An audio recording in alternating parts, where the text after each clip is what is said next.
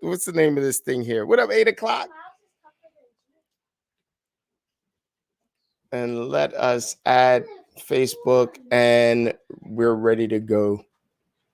I thought he was gonna be a sloth for a second. And we're live. What's going on, everybody? It's me, Sekou Pyle. I am here with Frank D Paulo on our end. Frank is the orchestrator of the 3-2-1 and done velocity of money mindset. How to grow $1 million worth of real estate in 3 years with such a small amount down that it's going to create wealthy millionaires forever and ever and ever and ever. So, Frank, your microphone is muted. You could go ahead and unmute. What I'm going to do is I'm going to run an opening for us, and we can address everybody on StreamYard. Is that all right? Absolutely. All right, here we go. I'm going to run this opening here, and while we're doing that, we'll say what's up to everybody on Clubhouse. What's up, Clubhouse?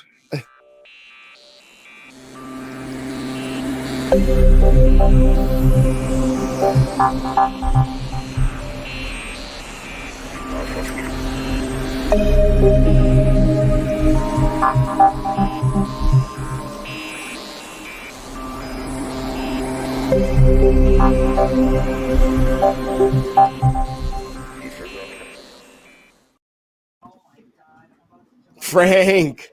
So first of all, happy Friday. Yeah, you too. real estate Monday. Right. The market is on fire right now. It's a little crazy. Mm-hmm. Been crazy. Last 2-3 weeks with the rates, crazy. And so I was talking to a bunch of friends of mine who are asking me, like, literally, is this the time that we've been waiting for? Is this the market that everyone has been talking about is coming? And how do we take advantage of that? Yeah. My answer has been yes. You know, and in talking to you in the last few days, it seems like there is a lot of opportunity for the retail investor, right? And so I've been trying to break down the difference between the sort of like traditional wait until things are discounted and hope investor, and the retail investor and the power and strength behind it. Mm-hmm. Mm-hmm. You kind of want to talk about that a little bit? Yeah, I love to talk about that because it's a delusion mindset, right? Because with 2.5% inflation year over year, right? There's only been one 7-year period in the history of the country where real estate went down in value. You know as well as I do when that was, from 2007 to 2013. And then we look at what happened with real estate after it skyrocketed like crazy. So everyone's like, well, is it an expensive time to buy? I'm like, well, first of all, when rates were at 2.5%, right, that gets you $70,000 to $100,000 more with the real estate for the same payment. So, by the way, that's gone now. Rates are almost 3%. So now what'll happen is people are going to wake up and it's going to continue the buying frenzy because A, there's lack of inventory, but B, they're going to go, holy cow, I just missed the bottom. But if you look at what I teach, it's the long-term play, right? So in any business, what's a good business? When you have constant cost and rising revenues. So if you take a 30-year fixed mortgage today, right, but rent goes up year after year because that's how it works, then you're going to grow the rent, but your cost is going to stay the same. So I don't really care what the price of real estate is because we're not going to buy a property that doesn't have cash flow. Or if we're going to live in that property first, we're going to analyze that property as if it's an investment, and we're going to make sure that it has cash flow in year 2, 3, or 4 when you move out. So, you know, you and I talk about this all the time. Everybody wants a deal, right? Right. The whole country has a flipping mindset. I'm going to flip properties. Oh, yeah? Are you handy? No. Are you in the construction business? No. You realize materials doubled in the last 18 months? No, I didn't realize that. So when you go and look at a job and you think it's $50,000 in cost for renovation, based on what? It might be $100,000. So as you know, I'm a big long-term buy and hold guy because the numbers, if you have cash flow from the beginning, you cannot lose. So buying retail is not a problem. You know where we get the deal from? Oh, he's silent now. That's all right. I'm just muting so that you can talk. Oh, let me say this. You know who we get the deal from? You know where the deal comes from? Where's it come from? The tenant who pays off your mortgage for you. Sweet. Right. So if I buy something for $450, or I just bought something in the Poconos on Camelback Mountain. Guess what it was? It was the highest price a townhouse had ever sold for. Why would you do that, Frank? Are you stupid? No, I'm not stupid. It brings in $60,000 in rent. What's the cost? $30 for the year. I don't know. I don't care what I paid for it because it still has the return on investment that I need. I'm not going to rent it for a little while because the kids are snowboarders. But when and if we ever do not use it as a second home, boom, there you go.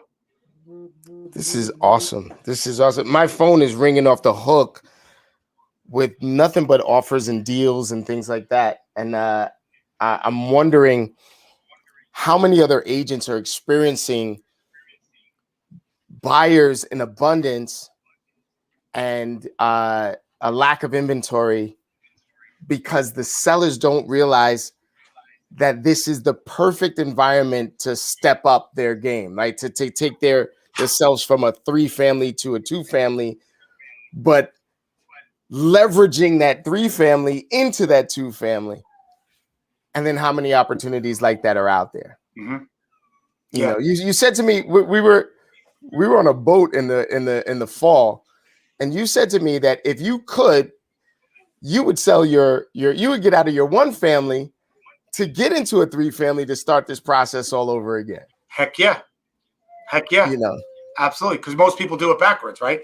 Most people buy a single family or a condo because, you know, let's face it, a young millennial husband and wife, maybe the husband has a little more tolerance to live in a multifamily than maybe the young wife. And I don't blame her. She wants a house with a white picket fence. That's all good. But I'm like, how much sweeter would that white picket fence be if you started with a couple properties that are then paying for the white picket fence? That, right? So then the question is, I'm going to let you answer it because I've told you this and you know this answer.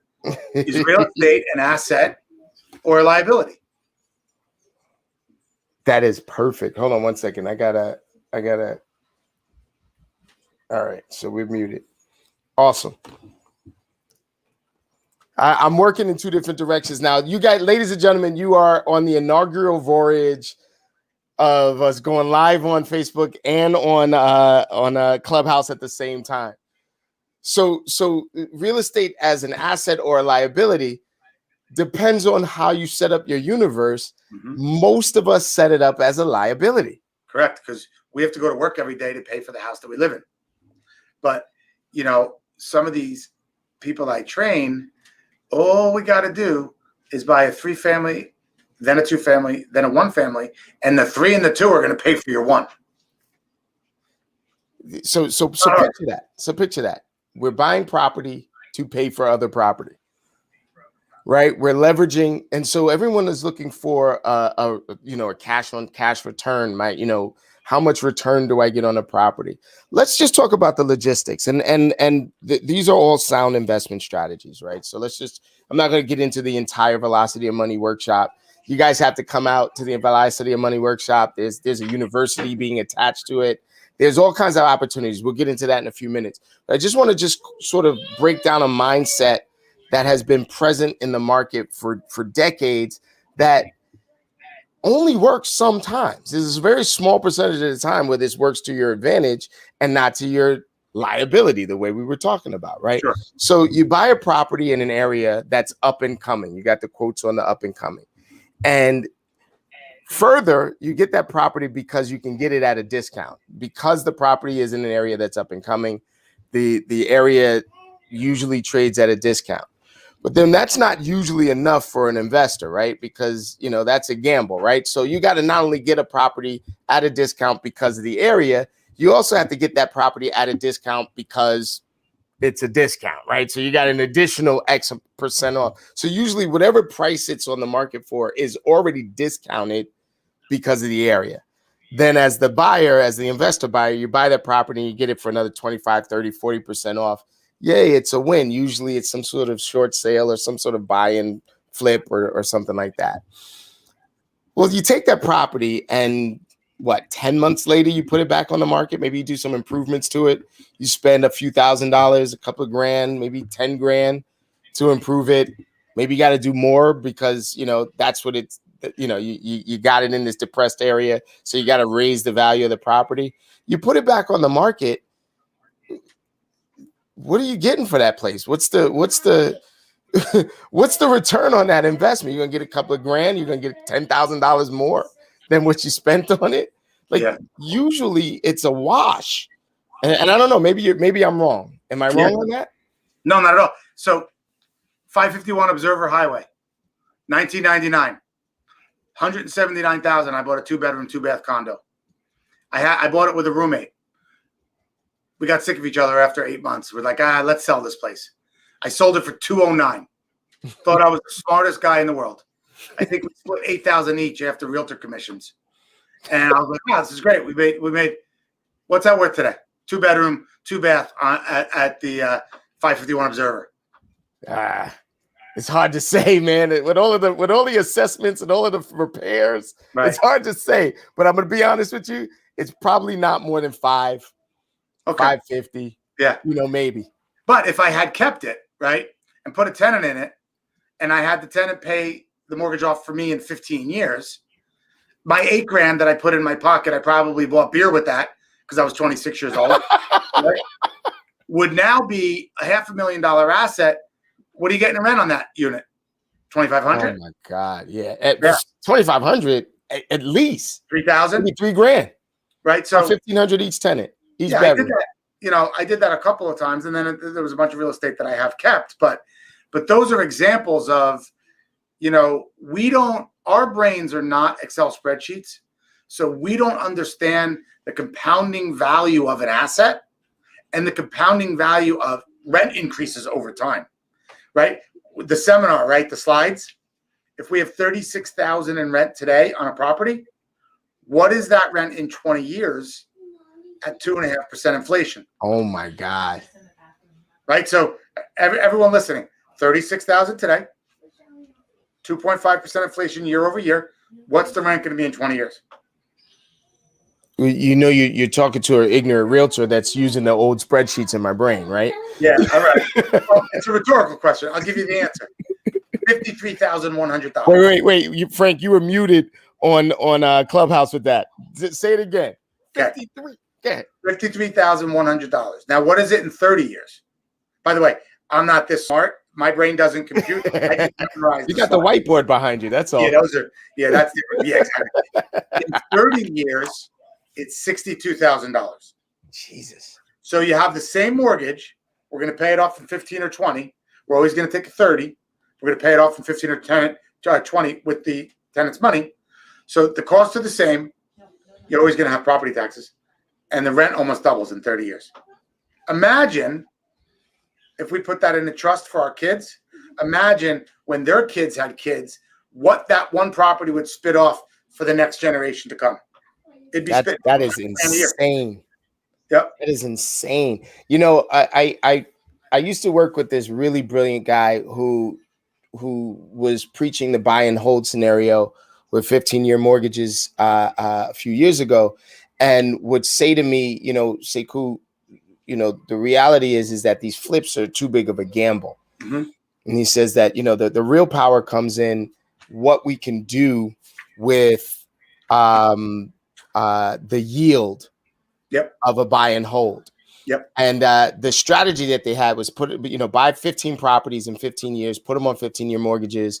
And they actually weren't even interested in making a profit month over month. What they would do is they'd wait till the property matured and then just cash out refi every 10 or 15 years. Like the strategy was so sound. They was like, your children's children will be able to live off of that annual refi everywhere, every year, no matter what. Yeah. And it blew my mind. And that was the first time I sort of even thought about the long-term possibilities of real estate versus the short-term buy and flip. Carlton Sheets was like buy a property, slap some paint on it, sell it, make $5,000.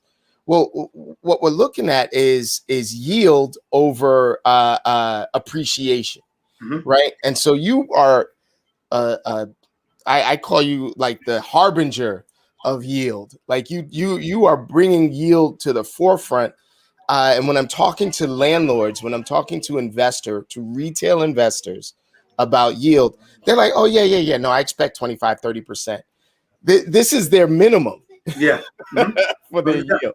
Yeah. You want to talk just for 2 seconds about that, and let's get into the university and how this could benefit all of the agents that are watching and all of the buyers and investors that are watching. Yeah, 2 things. I agree with that guy that did the 15 You're year. muted on Clubhouse again. You might want to unmute. Unmute. So the only thing I don't agree with on the guy with the 15-year is I love his strategy. I just would say you always take a 30-year mortgage, pay it off in 15-year. God forbid the tenant moves out or doesn't pay. You take the 30-year because it's the best possible cash flow, and then you pay extra to pay it off in 15 all day long. So a little tweak. So yield, right? So I've now named the 4 quadrants, right? Free lesson here. The 4 quadrants, we named it the Power 4. The Power 4 starts with yield. It's all about cash flow, okay? It's cash flow. Number 2 is cash flow plus amortization, right? So first it's how much money do you make as a percentage on your down payment with your cash flow? That's number 1. Number 2 is add the amortization the tenant pays for you. So it's cash flow plus amortization. That's number 2. Number 3 is depreciation. I can speak for an hour about depreciation, how it affects someone's Schedule E, how we need to use it effectively, how we get to give it back in underwriting, how people write off repairs and screw themselves up. So that's number 3. And number 4 is appreciation is a bonus. Why is it a bonus? Because I don't really ever want people to sell the property. I want them to put it in a trust and go generation to generation. Now, when would you ever sell a property? You would sell a property when maybe the market's really hot and maybe you have an opportunity to sell a property and parlay the cash into 3 more properties, right? So that's potentially when someone would sell and move up. So it's Power 4. It's the 4 quadrants. If people follow my Power 4, which I can teach them so they know it cold, they're going to be a millionaire in 15 years or less. Power 4. So then that leads us to an important thing. Like let's open this up. How do the real estate agents in my universe, how do the investors, how do they get an agent that knows the Power 4? And as an agent, how do I become an agent that knows how to properly leverage this information on a day-to-day basis in order to build business? So that's a great question. And we discussed this the other day. We are going to be certifying our realtor community with Velocity of Money certified realtors, meaning you're going to come through a mini course of mine. You're going to be able to speak the language as a realtor of yield, of Power 4, of depreciation, so that when you meet with these investors, you're going to be able to spit out numbers to them so that they feel comfortable with your knowledge. And if you can do that as a realtor, which I'm going to help you with, you're going to double and triple your business. Why? Because I don't know what you do. Do you do listings? Do you do buyers? Do you do both? But this is going to open up a whole new world because Sekou knows this, right? How many real estate investors call you up as a realtor and say, listen, dude, I know what I'm doing. Just show me the property. I got this. And then I meet with a real estate investor and I ask them 3 questions and I politely say, you don't really know what you're doing and you need me. Why? Because I just looked at your tax returns. And on your tax returns, you've written off $63,000 in repairs and you can't get another loan. So now you say, oh, the underwriter sucks or that mortgage company sucks. No, you and your accountant suck because you don't know what you're doing. If we depreciate the property, we can help you buy the next 3. So back to the realtors. We're so excited. Sekou and I are going to launch a program that gets you guys certified so that you're the main lead, because I can't send a lead to a realtor who doesn't know how to speak this Velocity of Money language. What happened? He's muted again. He's muted. Seeker, you're muted. You're muted.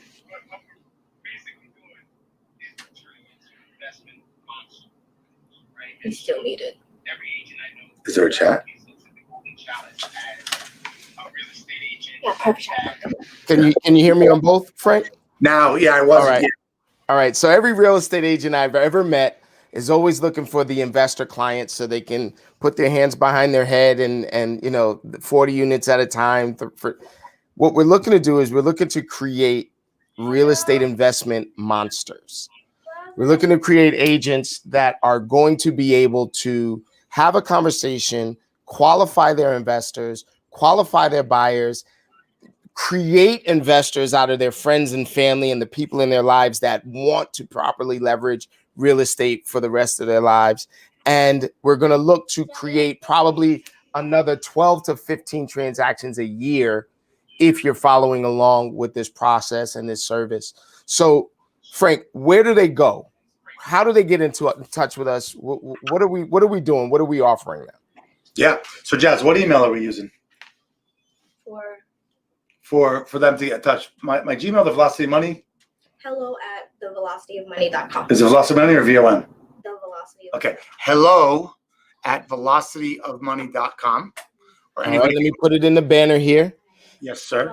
I should have had Jasmine on my end on the computer too. Hello at thevelocityofmoney.com. Also, the third Wednesday, are we doing Wednesday or Thursday? The realtor calls. Thursday, right? The third Thursday of every month, we do a realtor mini session for Velocity Money. So noon to 1, the third Thursday of every month, which you can write that down too. We do a mini Velocity of Money for the realtors to introduce it so I can show you guys how it can triple your business. So what I'm going to say is not spell every wrong. And I am spelling every wrong, by the way.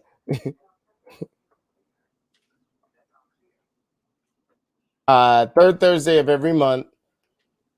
For realtors. I tell you what, this is what I'm going to have you do. Make sure that you email hello@thevelocityofmoney.com and request a schedule and request your seat for your third Thursday of month. So register for your third Thursday. Frank, man, this is not only exciting. This is going to lead us down. I'm gonna have 15 to 20 more appointments every single week because of this thing. You're insane offering this stuff to the general public. Just for the layperson out there, for the non-real estate agent out there that tunes into my little broadcasts and things like that. I'm going to tag my buddy in this. I'm going to tag my brother in this. Right. Talk to me about what they should be looking for in an agent when they want to do an investment. Yeah. Well, that's interesting because, you train agents, so you can tell me better what percentage of agents understand real estate investing in general. Like 1%. Right?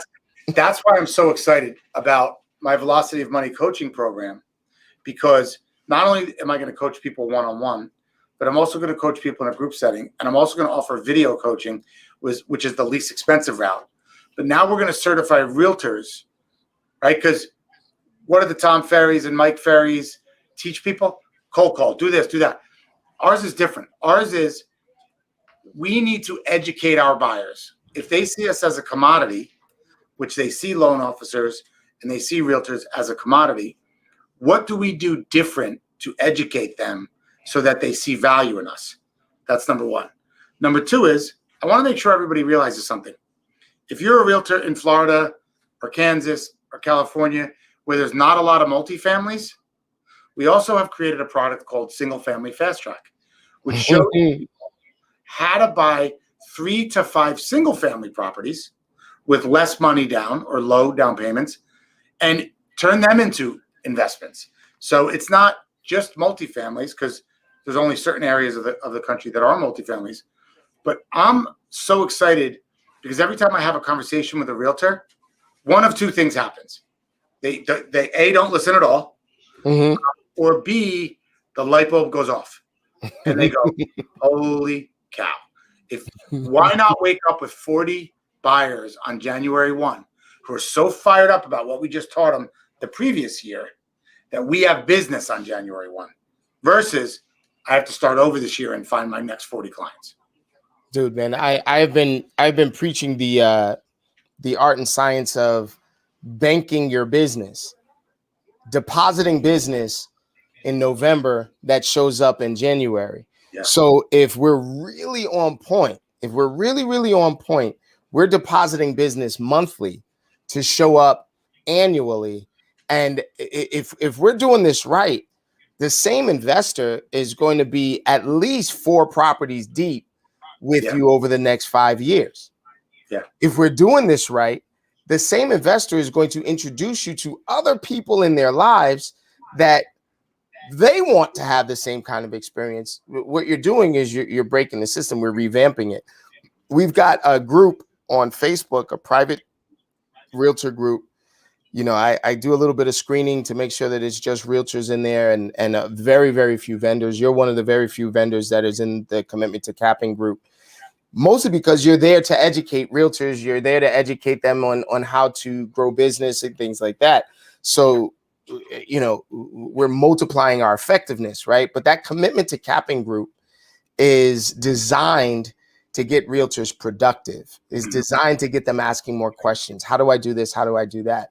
So hello@thevelocityofmoney.com is the answer to some of the questions that I've been asked over the last 6 months. You know, how do I increase my investment portfolio? How do I increase the amount of clients and customers that I'm working with? How do I bank my business? How do I grow business based on the work that I'm doing today? How do I create 90 days to home ownership for somebody and 90 days to home investment or real estate investment for someone, and bank it so that the process then repeats and repeats, and every day I'm in a new cycle? This is the answer to the question. So hello@velocityofmoney.com. Make sure you tell them that Sekou sent you. And what Frank will do is he'll smile at you when he talks to you. See if you can get lucky enough to get into one of these sessions and get a spot at the front virtually, right? So we're doing all of this stuff virtually. We're doing this stuff so that it can reach you wherever you are. And Frank, is there any limitations to where we can apply these kind of concepts? Is it like it doesn't work in, you know, Virginia because of rules or anything like that? No, here's what's great. And I want to say 2 things. First of all, it's nationwide, which is a great question. Second of all, the best part about this is if I'm not licensed as a loan officer, right? Because I have 5 or 6 states. If I'm not licensed as a loan officer, I could work with other loan officers. Here's why. Because I get the coaching. I give the client back to the loan officer because I'm not licensed in that state. And that loan officer gets to work with the realtor. So everybody wins. Now, let me say this too. Realtors, understand, when you become certified in Velocity of Money, not only will you be able to speak intelligently to investors, but you're going to be able to create an investor out of a person who just thinks they're about to buy a single family house. And you're going to show them why they want 3, because I'm going to teach you why. Now, once we really get cranking, my goal is to have 200 people through the coaching course this year. Once I really get cranking, I need somewhere to put my leads. I need to take my buyer, my coaching client, and say, Sekou, boom, you have Hudson and Union, or you have Bergen and Hudson. And then you're going to get leads from us. So it's a closed loop system where we all win, because they're going to be loyal to me, the clients, because they're paying me to be their mentor. So I give them back to you. It's a done deal, as long as you can speak that language. I love it. I love it. I love it. So let's get to learning. Let's get to learning how to speak the language. There's a couple of things that I want to point out. So we got the 3rd Thursday in every month for our agent call, right? How long is that call usually? About 45 minutes. About The 45 minutes. the mini seminar is 30 minutes, and then we do Q&A after. All right. So we got about a 45. So let's call it an hour Mhm. for all in intensive workshop for every salesperson I know. You need to be jumping on that. hello@thevelocityofmoney.com. The 15th of March is the next appointment academy. We will be talking a little bit about yield and literally prospecting for investors. We'll share the secrets on how to find them, on how to convert them, and how to get them into the process of looking at these investment properties using the velocity of money techniques. That's March 15th through the 19th. You can go ahead and send a message or go to theappointmentacademy.com. If you don't already know, now you know, right? So you can go to theappointmentacademy.com and look for the March workshop and go ahead and sign up there. If you want to talk to me about commitment to capping and 24 months of coaching and growth and development, you can go ahead and reach me at sekupile.work. This thing is growing and growing and growing. The digital market is not going anywhere. And I think that if we learn to leverage it, if we learn to protect the investor and the tenant and the market, this becomes the perfect storm. Frank, I got to be honest with you, man. This was the best half hour that I've spent in a long time. And I'm glad we were together on this, man. Is there anything else that I'm missing? Is there anything that... No, thank you. This has been great. I will say one thing. The last Friday of every month, we hope that the realtors get Thursday of every month. I'm sorry. We hope the realtors get so fired up that they bring their clients the following week. So third week of the month, realtors on a Thursday, fourth week, clients every single month. My goal is to give back by making 10 or 20,000 people in America real estate millionaires, because we have a problem, and that's lack of retirement and savings. And I want to change. I want to flip the script and help tens and 20,000 people become real estate millionaires. I love it. I love it. You heard it here first. Frank is throwing down. He's throwing the gauntlet down. I don't know if you're paying attention or if this is the kind of thing that you would take notes on. If any of my agents are watching, I would definitely be taking notes. What he's saying is the third Thursday, you learn how to do it. The last Friday of every month, you Thursday. can apply it. They're always Thursdays. Yeah. So I'm going to sign off now. Frank, man, it's been an honor. And obviously, you know, we work together. We're partners in this, and anything I can do to grow the business. Any agent out there, you reach Frank, hello at Velocity of Money. They reach you. Yeah, Morgan's in charge of dispersing the database, but I'm always here. I'm Morgan. Well, Morgan is That's why I saw her. She's killing it right now. What's up, Morgan? She's got a beast of a company now. But yeah, Jasmine and my team is always here. We have 9 people working on loans, pre-approvals, realtors. We love our people. We love helping everybody. Dude, I'm going to cut out from there. Have a great one. Peace.